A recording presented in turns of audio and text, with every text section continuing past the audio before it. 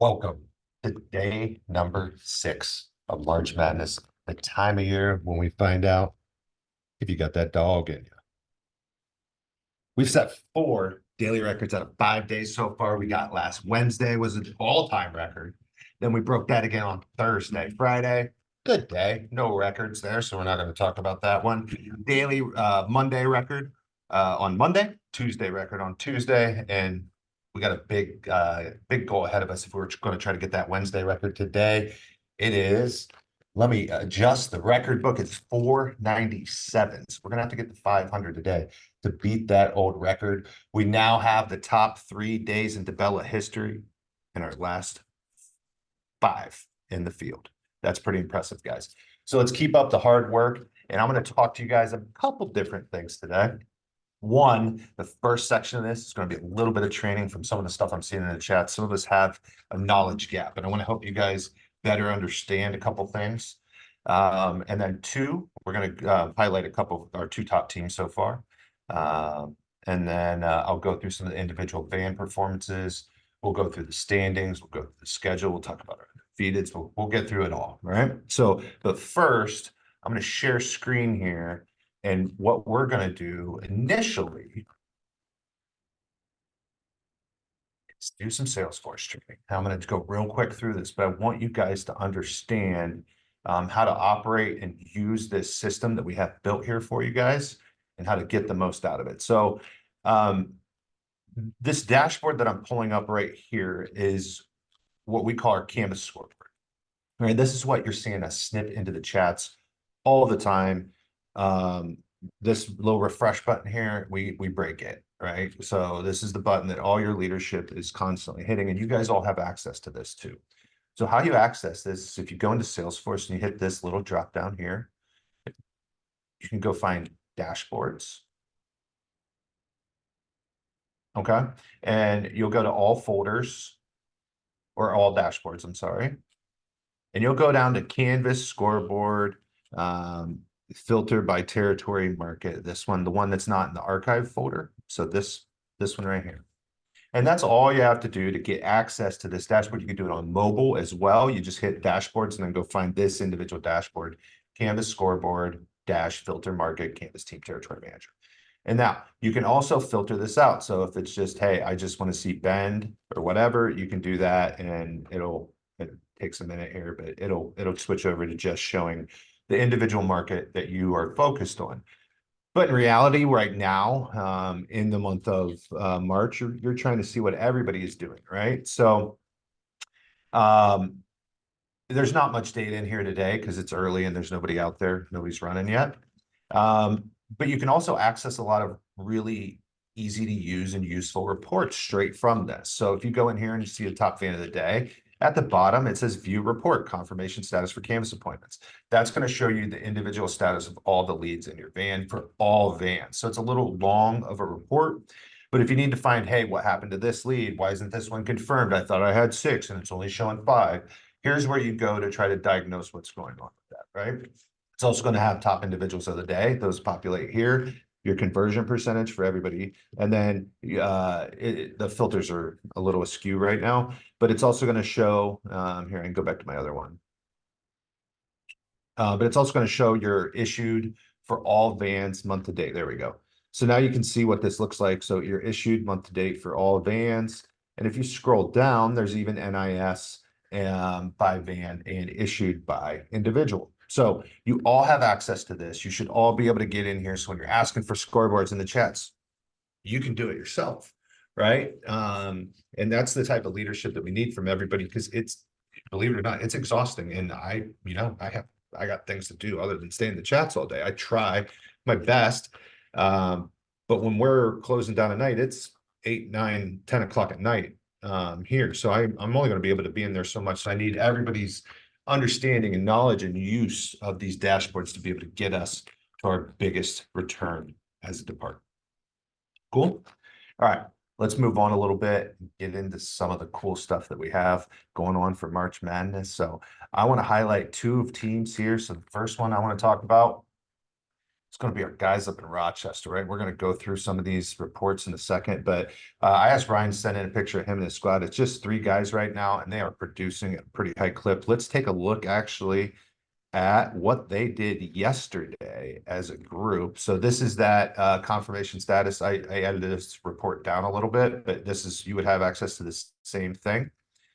So if you scroll down here, you can see that Rochester, right? 3 guys, 5, 4, and 5 apiece. No cancellations. Ryan's pretty known for that. His conversion percentage is extremely high, low cancellation rate. Same with the next group that we're gonna talk about as well. But you can see that with just 3 individuals, very consistent performance, very level across all 3. And Ryan can put up some leads. He's proven that himself as an individual. But now you're starting to see the leadership and the training come through and pick that up. So it's really cool to see this van of just 3 individuals keeping up with Tucson, also a small van, but some of our other more powerful full vans. Now, all that being said, you know, just being out there by yourself, it's not a badge of courage, right? We want you all to have full vans, because imagine the numbers this van's going to be able to produce once he gets it at 7 people that have a full sales staff. Imagine how many leads you're going to see come out of Rochester. So I wanted to make sure I highlighted this van. The other van, one van I don't have a slide for, but it had produced a heck of a day yesterday, and he's going to talk about it in the chats if I don't talk about it here, is Tri-Cities one, led by Alex there. Big day, had one of our top dogs, if not the top guy, I think, yesterday on the leaderboard, in Chris Vencia. And another good, solid performance. You got 5 different individuals into bonus. So great day out of Tri-Cities one yesterday. A lot of these new hires moving over from Tri-2 van as well. So that's pretty neat. And then Tucson's the last one that I wanted to highlight here. And these guys, again, they put up 15, 17 yesterday. They also, their leader had some personal time off, so he was out for part of the day yesterday. So they did this. This is a bench, folks. He's got leaders underneath him already ready to go driving. So you've been used to seeing Derek's name up at the top of the leaderboard, and you're going to get used to starting to see some of these other ones, because I am, whether it's James Donald or Brandy. So great job for those 3 vans that are really standing out the last couple of days, especially. Tucson is murking people out there right now. They're running laps around folks. So they could get taken out because, you know, this is a 1-day event right now. And next week it'll start the 1-week long matchups. But right now you've got some vans that are really starting to stand out from the crowd. Some of our other undefeated vans, I'm going to try to remember here and highlight. I know I'm going to forget some and they'll be upset that I don't talk about them, but I'm doing my best here. So Vegas won yesterday. Look, another consistent. It's not one individual leading these teams. If that's, you guys should be picking that up. It's not one superstar. It's multiple people contributing to the greater goal and putting these things together. So just fantastic performance so far by some of these vans, many vans actually. We have 6 still undefeated. And let's talk through the groups here and give you guys a preview for what we have coming up today. And then we're going to see what happens in day number 6. So group A, it's Rochester, the van I was just talking about. Let me hold on. I'd be amiss if I forgot to show this slide. Right, I asked David for a picture yesterday. He said just use the Pacers logo because we set the pace for everybody. I thought that was pretty funny. So I'm going to do that. This is beautiful Tucson, Arizona, if you haven't seen it before. And by set the pace, I mean, look at this. This is just a few days into the month of March, but look at what they're already doing with 47 issued leads compared to number 2 at 26 issued leads. So Tucson putting it together. Now let's get back to the standings. So Rochester just leading the class of this group. Spokane too, though, is right there hanging out, just ready to pounce. So those 2 have already faced off against each other. So this might go chalk the remainder out. Portland 3 is dangerous. Olympia 1 has been able to survive with the 3-1 record. Same with Portland, and they both only have 23 issued leads. St. George at a 2-3 record with 30 issued leads, and Fort Worth at a 2-3 record with 27. I'm sorry, not issued, confirmed leads. Those guys have been not the beneficiary, but the victim of a rough schedule here so far. You're going to see a couple couple branches like that where you have a lot of confirmed leads, but you haven't been able to squeak out the wins. You got vans with, fewer leads, getting the W. So it's still a long way to go. Anything can happen. We still have 4 games remaining.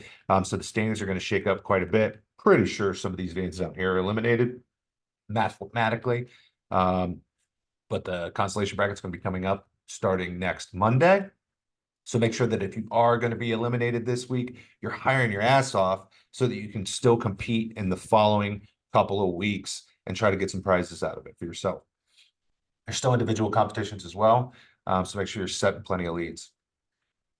Group B. Well, let's look at the matches for tomorrow in this group. So you got San Diego 1 against Salt Lake City 3, Spokane 2 against Olympia 1. That'll be a good one. That'll shake up the standings quite a bit. And you also have Rochester versus Portland 3. So Spokane 2, Olympia 1. That's your number 2 spot versus your 4. And then you got Rochester 1 versus Portland, your 1 versus 3 matchup. Really exciting to see how those shake out. You're going to know a lot of what's going on in this group after today.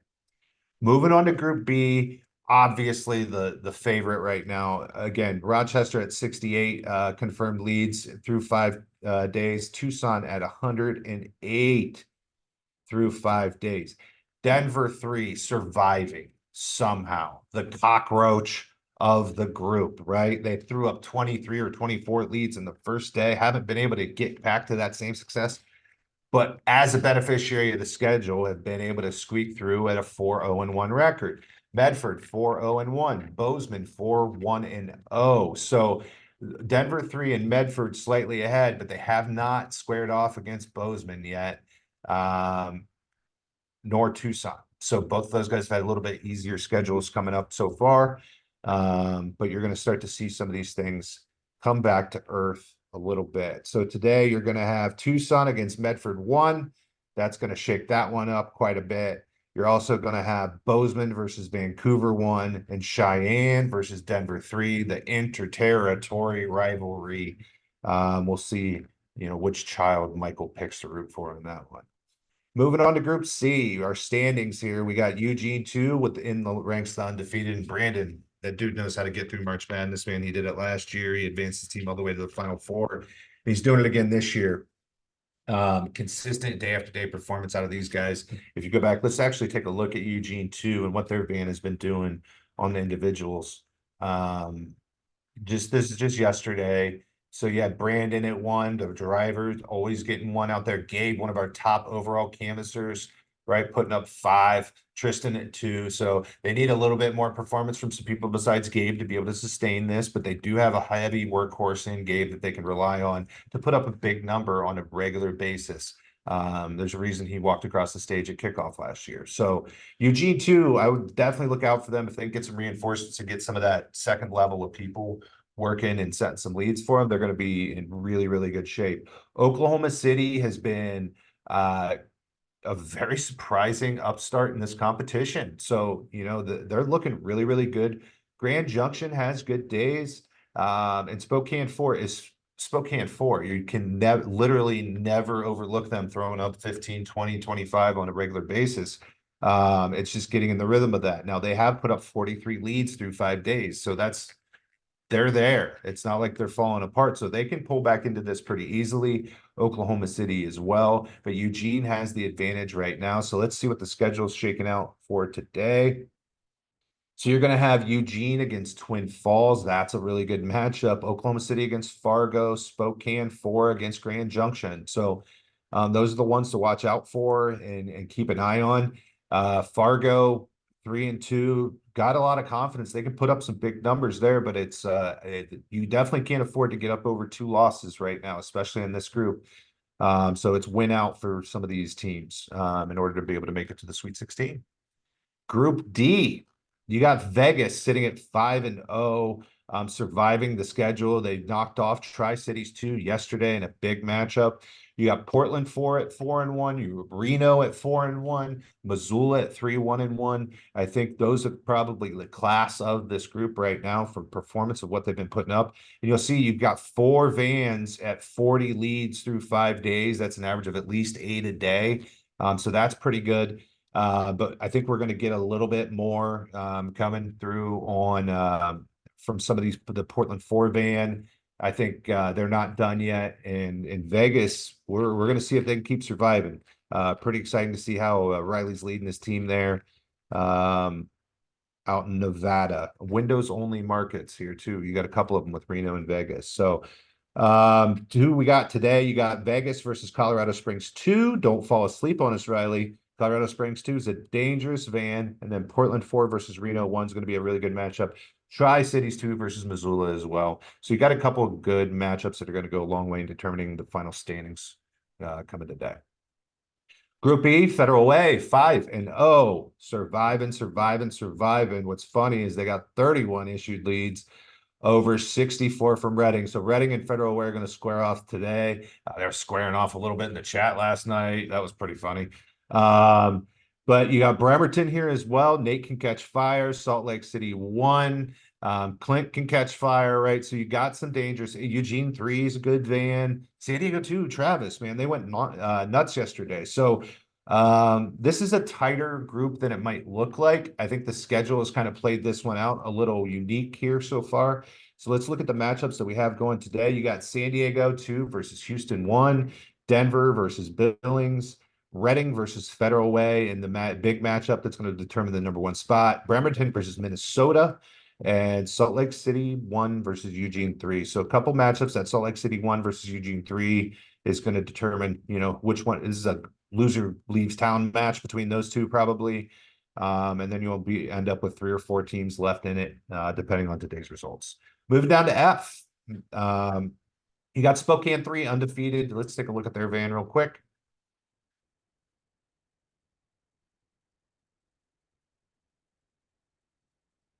Right here, you got 3 out of Connor, 3 out of Draven, 1 out of Matthew, and 1 out of Alex yesterday. So good, consistent performance. You had 4 people on the board. Oh, and 2 out of Taylor. How could I forget Taylor? Good, consistent. 3 people to bonus, 5 people on the board. Spokane's, I have a lot of faith in those guys of surviving and getting through this couple weeks and getting ready to explode over the next couple of weeks. You can never count out that branch, any of those 4 vans. Coming back over here, you got Bellingham sitting at 4-1. Nice new opening for Bellingham up in Northwest Washington. One of our better new openings.